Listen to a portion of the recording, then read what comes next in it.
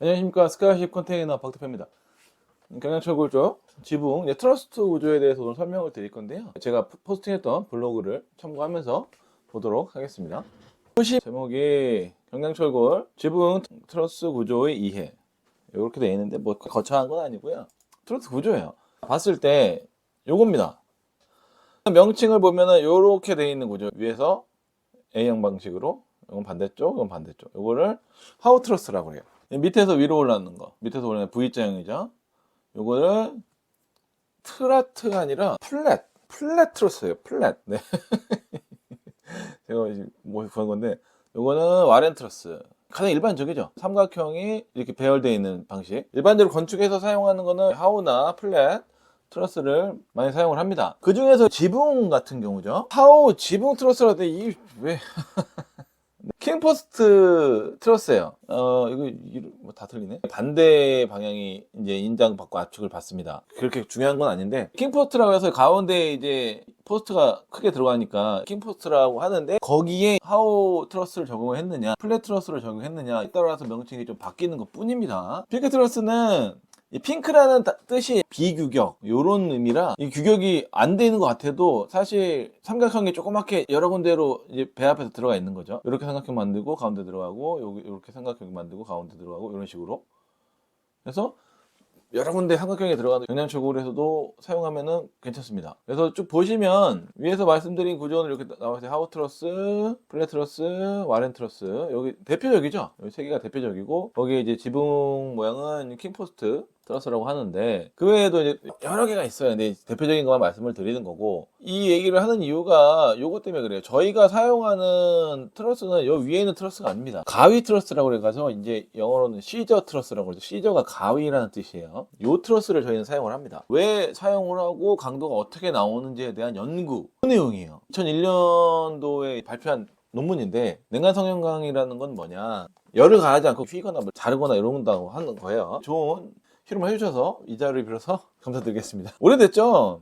22년 전 실험을 했던 건데, 논문을 보면은 글씨도 군데군데 많이 날라가 있고 사진이 나와 있는데, 이 사진 보시면은 정말 구별이 안 될 정도예요. 근데 이걸 넣어놓은 이유가 있습니다. 그래서 설명을 드릴게요. 이건 제가 거기에 논문에 나와 있는 구조를 별도로 제작을 한 겁니다. 요 구조다, 이렇게 되어 있습니다. 높이는 1m, 얘가 5m 기준으로 되어 있죠. 이런 구조로 되어 있는 게 가위 트러스인데, 가위 트러스 특징이 뭐냐면은 요 선과 요 선이 이렇게 일직선을 만들어 여기서 하중을 받는 게 특징이죠. 여기서 이렇게 들어가서 이렇게 여기서 하중을 받습니다. 가운데에서 받는 하중이랑 여기서 받는 하중이 분산이 같이 되기 때문에 강도가 높게 나옵니다. 이게 구조가 조금 달라요. 위에 거 보시면은 요거 같은 경우는 연결되어 있는 부위가 별도로 없죠. 이렇게 빠지는 부위가 없기 때문에 하부체라고 그러죠. 하부체가 거의 인정 강도를 다 받아요. 근데 이거 같은 경우는 구조를 이렇게 짜서 하부체가 여기 세 점에서 나눠서 봤습니다. 이렇게 돼 있다. 이렇게 짜지는 거죠. 옆에 보시면 복부재 같은 경우가 간격이 800, 그리고 여기서 여기를 스팬 길이라고 합니다. 기둥과 기둥 요 사이를 스팬 길이라고 그래요. 그래서 두 개의 트러스를 두고 간격을 600을 준 다음에, 사진 보면은 정확히 이해가 되실 텐데, 트러스가 지금 이렇게 돼 있는 이게 두 개를 배치를 하고 이 가운데에 연결을 한 겁니다. 이제 브리징이라고 하는데, 6개를 준비해서 2개씩 짝을 이뤄가지고 총 3개의 모델을 만들어서 실험을 진행을 합니다. 그 600을 스터드라고 하는데, 제가 봤을 때 여기 보시면은 스터드라고 하기엔 너무 크죠. C형광으로 한 것 같아요. 브리칭 했습니다. 이렇게 연결했다는 소리예요. 그러니까 상부는 2곳, 밑에는 4곳 이렇게 연결을 해서 실험을 했다. 하중이 가해지는 장비를 4곳의 힌지라고, 이런 식으로 압력을 가해서 실험을 했다. 이렇게 실험을 했는데, 실험 결과가 저 구조에서 변형이 오기까지의 최대 하중이 2.25톤이 나왔어요. 이 어설픈 구조에서 2.25톤이 나왔습니다.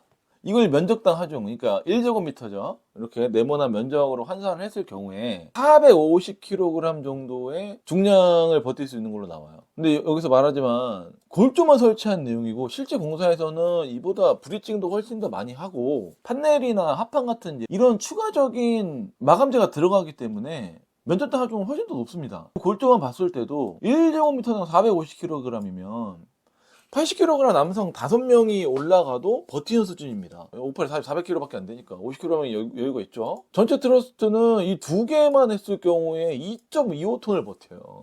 엄청 튼튼합니다. 그러니까 그래서 트러스 구조를 사용을 하는 거고, 저희가 요거를 사용하는 이유가 일반 트러스는 이 밑에 전부 사용하기 때문에 요 공간을 사용할 수가 없어요. 그 저희는 최대한 이 공간을 사용할 수 있도록 하기 위해서 요게 구조가 조금 만들기가 손이 좀 많이 가죠. 이렇게 만드는 것보다는 요거는 이렇게 삼각해놓고 쭉쭉쭉 그냥 대면 되는데, 저거는 구조를 별도로 짜야 되니까 여기서부터 짜고 여기서 잘라가지고 짜고 이런 식으로 가야 되니까 구조체를 만드는데 좀 손이 많이 갑니다. 근데 이렇게 하는 이유가 공간 활용이 좋습니다, 이게. 근데 불안해하실 수도 있죠. 원래 이 위에 있는 거는 어쨌든 이 공간을 다 써가지고 만드는 거니까 튼튼한데 이거 안전하냐. 네, 그래서 이 실험 결과를 보여드리는 겁니다. 2002년도에 실험한 거예요. 뭐 실험만 하면은 결국에는 다 망가질 때까지 압력을 가합니다.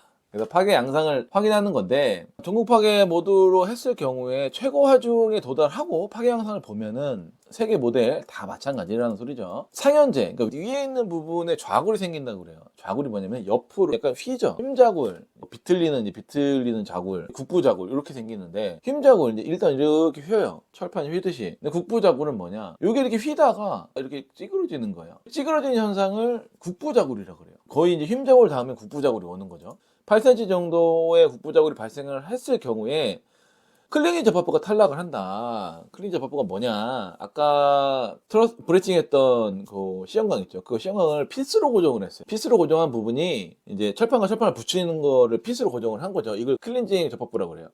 이렇게 철판을 양쪽에 붙여놓고 펀칭을 한다든지 이런 걸 클린징 접합이라고 하는데, 국부작으로 생기고 버티다 피스가 떨어져 나가서 탈락이 됐다. 그래서 종료가 됐다는 소리입니다. 그래서 뭐 결론적으로 보면은 이 가위 트러스 구조상 하중 강도는 굉장히 높습니다. 이게 제대로 시공만 하면 공간 활용도도 굉장히 뛰어나요. 어떻게 보면 지붕 트러스가 차지하는 공간이 상당히 많죠. 그렇기 때문에 제작법을 제대로 익혀가지고 시공만 제대로 하면은 공간 활용도 높고 구조적으로 안전한 방식입니다. 저희는 이 방식을 지금 계속 고수하고 있죠. 제가 보시면은 대부분 안쪽 모양이 박격 모양으로 되어 있으니까 저희가 평으로 되어 있는 거는 하나도 없어요. 안심하고 사용하셔도 된다고 말씀을 드리는 겁니다. 저희가 그냥 막 임의대로 제작을 하는 게 아니에요. 그것만 말씀드리려고 포스트를 했던 거고, 거기에 추가로 트러스에 대한 어느 정도 기초 지식을 설명드리려고 준비하게 됐습니다. 이렇게 제작이 되고 있으니까 안심하고 제작을 맡기셔도 튼튼하게 제작을 해드린다고 다시 한번 말씀을 드리고요. 따로 궁금하신 사항이나 문의사항 연락 주시면 상담을 도움을 드리도록 하겠습니다. 감사합니다.